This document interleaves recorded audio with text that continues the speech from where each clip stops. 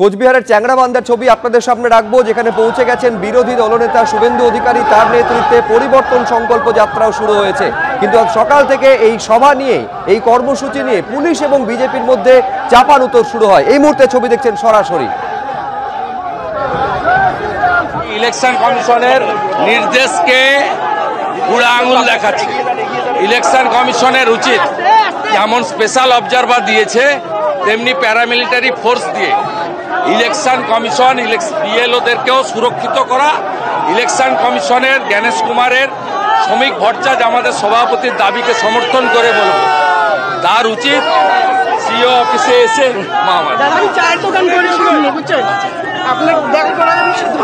জেতাতে হবে, পরিবর্তন আনতে হবে, পরিবর্তন আনতে হবে। এই শাঁখা বলা সিঁদুরের সম্মান রাখতে হবে। পাশে বাংলাদেশ, এই রংপুরে পাশেই রংপুর, হিন্দুদের টাঙ্গিয়ে টাঙ্গিয়ে পুড়িয়ে মেরেছে।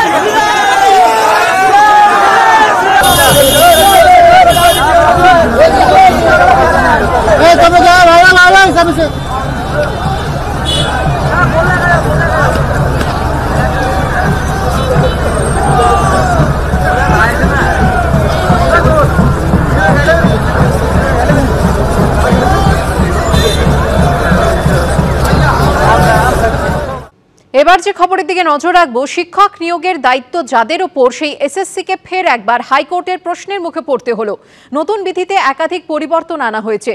কিছু চাকরি প্রার্থীর বয়স পেরিয়ে গিয়েছে। আপনারা সেই যোগ্যদের জন্য কি ব্যবস্থা করবেন, মন্তব্য করেছেন বিচারপতি অমৃতা সিনহা। আপনারা নতুন বিধিতে বয়স নম্বর বিভাজন এমনভাবে তৈরি করেছেন যার ফলে অনেকে নিয়োগ প্রক্রিয়ায় অংশগ্রহণ করতে পারছেন না। আপনারা সেই যোগ্যদের জন্য কি ব্যবস্থা করবেন? শুক্রবার এসএসসি মামলার শুনানিতে এমনই প্রশ্ন করলেন কলকাতা হাইকোর্টের বিচারপতি অমৃতা সিনহা। শিক্ষক নিয়োগের দায়িত্ব যাদের ওপর সেই স্কুল সার্ভিস কমিশনকে ফের একবার হাইকোর্টের প্রশ্নের মুখে পড়তে হলো। এসএসসি যোগ্য অযোগ্য আলাদা না করার ফলে চাকরি হারিয়েছেন 2016 সালে চাকরি পাওয়া বহু যোগ্য প্রার্থী। সুপ্রিম কোর্টের নির্দেশে 9 বছর পর পরীক্ষা হয়েছে, কিন্তু বিতর্ক কিছুতেই পিছু ছাড়ছে না। এসএসসির নতুন বিধি, যোগ্য নতুনদের একসঙ্গে পরীক্ষা দেওয়া নিয়ে প্রশ্ন তুলেছে সুপ্রিম কোর্ট। সেই সঙ্গে শিক্ষক নিয়োগ সংক্রান্ত সব মামলা কলকাতা হাইকোর্টে ফেরত পাঠিয়েছে তারা। এই প্রেক্ষাপটে শুক্রবার বিচারপতি অমৃতা সিনহার এজলাসে শুনানি হয়। নিজেদের অযোগ্য প্রমাণ করার জন্য পরিকল্পিতভাবেই এমন ব্যবস্থা এসএসসি আর সরকার করেছে যাতে নিয়োগ প্রক্রিয়াটাই ব্যাহত হয়। 16 নিয়োগ, তার সঙ্গে অন্য বাকি জিনিস জড়িয়ে দিয়ে নানান রকম বেনিয়মি আর বেআইনি কারবারের মধ্যে এসএসসি ইচ্ছাকৃতভাবে যুক্ত হয়েছে, যাতে চাকরি না হয়, টাকাটা যাতে সরকারের খরচ না হয়, টাকা যাতে লুট করতে পারে। শুক্রবার এসএসসির উদ্দেশ্যে বিচারপতি অমৃতা সিনহা বলেন, সুপ্রিম কোর্ট তার নির্দেশে যোগ্যদের নিয়োগ প্রক্রিয়ায় অংশগ্রহণের কথা বলেছে। সেখানে আপনাদের নতুন বিধিতে একাধিক পরিবর্তন আনা হয়েছে। নতুন বিধিতে বয়স নম্বর বিভাজন এমনভাবে তৈরি করেছেন যার ফলে অনেকেই নিয়োগে অংশগ্রহণ করতে পারছেন না। কিছু চাকরি প্রার্থীর বয়স পেরিয়ে গিয়েছে। আপনারা সেই যোগ্যদের জন্য কি ব্যবস্থা করবেন? আদালত এখন এটাই চিন্তা করছে। রাজ্য সরকারের তো লক্ষ্য একটাই, অযোগ্যদের বাঁচানো, অযোগ্যদের চাকরি দেওয়া। যাদের থেকে একবার টাকা নিয়ে চাকরি দেওয়া হয়ে গেছে, এখন তাদের যদি চাকরি যায়, তারা তো যাকে টাকা দিয়ে তার পিঠের চামড়া তুলে নেবে ভোটের আগে। তো যেভাবে হোক নিয়োগ প্রক্রিয়াটাকে ঘেঁটে দাও, মেধা আবার প্রতারিত হয়ে যাক। অযোগ্যদের নিয়ে এসো, তাদের 10 নম্বর করে গ্রেস দিয়ে দাও, তাও আবার ইন্টারভিউ এর আগে। তো এইভাবেই তো চলছে। এই যে নির্দিষ্ট প্রসেস, সেটা নিয়ে যে সুপ্রিম কোর্টের যে জবাবদিহি করার, সেটা এসএসসি বা রাজ্য সরকার অবশ্যই করবে। যদি কোনো টেকনিক্যাল আর্গুমেন্ট থাকে হাইকোর্টের যদি কিছু নির্দিষ্ট প্রশ্ন থাকে সেটা এসএসসি তাদের মতো করে দেবে, তাদের কি ভাবনা চিন্তা আছে। এখন মূল প্রশ্ন হলো, ফের কি পরীক্ষা হবে? তাহলে যোগ্য চাকরিহারাদের কি হবে? 31শে ডিসেম্বর অবধি তাদের চাকরি ও বেতনের মেয়াদ, তার মধ্যে কি যাবতীয় জটিলতার অবসান হবে? তা না হলে কি হবে? সৌভিক মজুমদার, রঞ্জিত সাউ ও শিবাশিস মৌলিকের রিপোর্ট, এবিপি আনন্দ। রাজ্য পুলিশের কনস্টেবল নিয়োগের পরীক্ষার আগে চাকরির টোপ দিয়ে প্রতারণার অভিযোগ। প্রতারণা চক্রের পর্দাফাঁস করল পুলিশ। দক্ষিণ দিনাজপুরে গ্রেফতার হলেন সিভিক ভলান্টিয়ার ও তার স্ত্রী সহ 3 জন। রাজ্যে শিক্ষক নিয়োগ দুর্নীতি নিয়ে এখনো তোলপাড় চলছে। তার মধ্যেই রাজ্য পুলিশের কনস্টেবল নিয়োগের পরীক্ষার আগে চাকরির টোপ দিয়ে প্রতারণা চক্রের পর্দাফাঁস করল পুলিশ। দক্ষিণ দিনাজপুরে গ্রেফতার হলেন সিভিক ভলান্টিয়ার ও তার স্ত্রী। পুলিশ সূত্রে দাবি, এক মহিলার থেকে 9 লক্ষ টাকা নিয়ে অ্যাডমিট কার্ড আটকে রাখার অভিযোগে গ্রেফতার হন সিভিক ভলান্টিয়ার নারায়ণ ভট্টাচার্য এবং তার স্ত্রী। তাঁদের জেরা করেই নাম উঠে আসে গঙ্গারামপুরের বাসিন্দা সুভাষ বিশ্বাস নামে এক ব্যক্তির। বৃহস্পতিবার গঙ্গারামপুরের কার্গিল মোড় এলাকায় সুভাষ বিশ্বাস নামে ওই ব্যক্তির বাড়িতে অভিযান চালায় পুলিশ। তাঁকেও গ্রেফতার করা হয়। উদ্ধার করা হয় 21 লক্ষ টাকা, বেশ কিছু অ্যাডমিট কার্ড, মোবাইল ফোন ও ল্যাপটপ। কালকে আমরা সুভাষ বিশ্বাস বলে একটা লোককে গঙ্গারামপুর এরিয়া থেকে অ্যারেস্ট করলাম। ওর বাড়িতে রেড করা হয়েছে। সার্চের পরে আমরা প্রায় 20,87,000 টাকা আর একটা ল্যাপটপ, 3টা মোবাইল, তার সাথে সাথে কিছু ডকুমেন্টস এক্সাম রিলেটেড ওটা সিজ করা হয়েছে। এর কি ওই চাকরি দেওয়ার নাম করে টাকা তুলছিল? হ্যাঁ।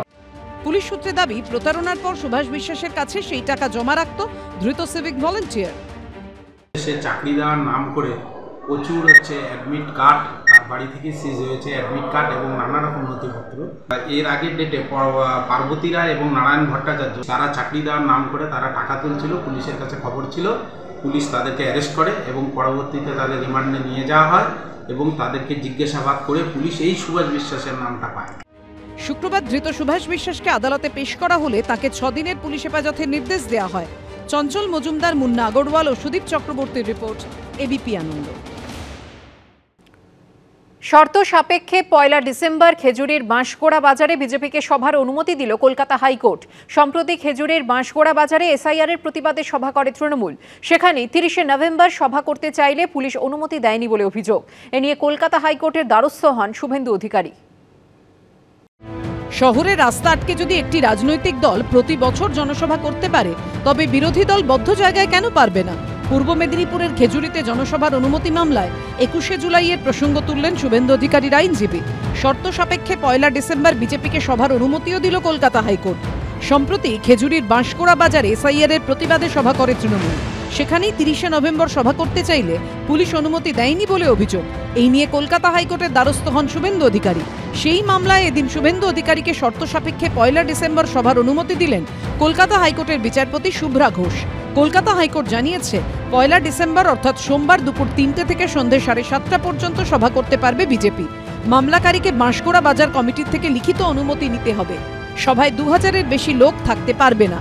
4 জন উদ্যোক্তার ফোন নাম্বার পুলিশ প্রশাসনের কাছে জমা দিতে হবে। যে মাঠে জনসভা হবে সেই মাঠ 2 দিনের মধ্যে স্বাভাবিক অবস্থায় ফিরিয়ে আনতে হবে। আমরা দেখেছি অদ্ভুতভাবে ওরা সবসময় বলে যে আমাদের অনুমতি দেয়নি। কেন সেটা তো জানতে হবে প্রত্যেকটির ক্ষেত্রে। হয়তো ওখানে আরেকটি সভা আছে, হয়তো ওখানে সভা করার মতো জায়গা নেই, সভা আর কতজন হবে সেটা বলবে না।